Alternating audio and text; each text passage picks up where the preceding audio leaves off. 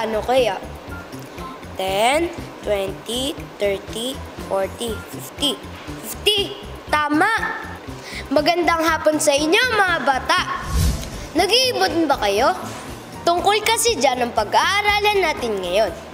Alam nyo ba ang may tutulong sa atin ng pag-iipon? Ano-ano ba ang iba't ibang paraan nito? Tara, samahan niyo ako! Magandang hapon po, Ninang Liza. Magandang hapon, Bensi. Bakit ko po kailangan mag-ipon?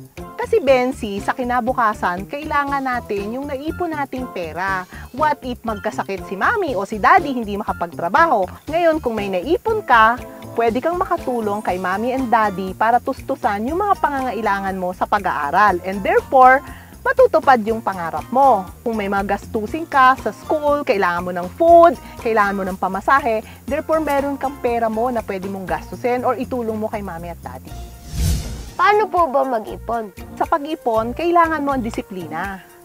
Ibig sabihin, kung meron kang baon, titingnan mo ano ba yung mga kailangan mo. Kung binibigyan ka ng pera ni Mami at ni Daddy at meron ka na namang baon na sandwich, may baon kang lunch, inihahatid ka, wala ka nang kailangan gastusin, pwede mo nang ipunin yung baon mo. Kung 100 ang baon mo, pwede kang gumastos ng hanggang 50 pesos.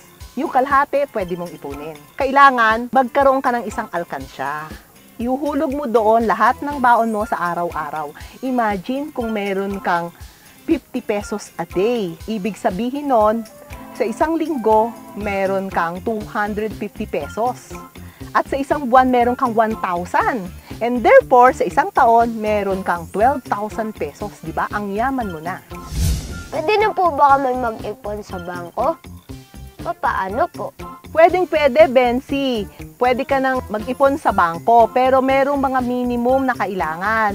Kailangan meron kang at least 1,000 pesos para makaipon ka.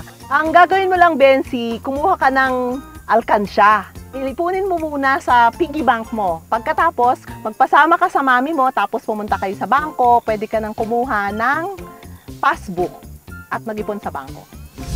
Ano po ang ibang paraan ng pag-iipon? Actually, kailangan muna nating magkaroon ng pera para tayo makaipon. Now, paano tayo magkakaroon ng pera? Well, unang-una, di ba, binibigyan tayo ng baon ni Mami at ni Daddy. So, yun isa pwede nating ipunin. Pangalawa, pwede rin tayong magnegosyo kahit bata pa. For example, pwede tayong magpabili kay Mami ng plastic at gumawa tayo ng ice candy o ice na ibibenta natin sa mga kapitbahay natin.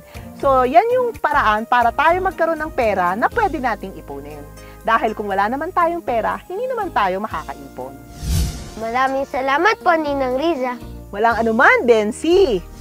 Ayan mga bata, ugaliin natin magtipid ha, nang makaipon tayo. At pag may kailangan tayong pera, ay may nakahanda na tayo para magamit natin. May mga bagay talagang dapat nating pagkagastusan. At may mga bagay tayong gusto, pero dapat ba natin bilhin? Yan ang ating pag-aaralan bukas kung loloobin ng Diyos. Hanggang sa muli, dito lang sa Bensi Bibo!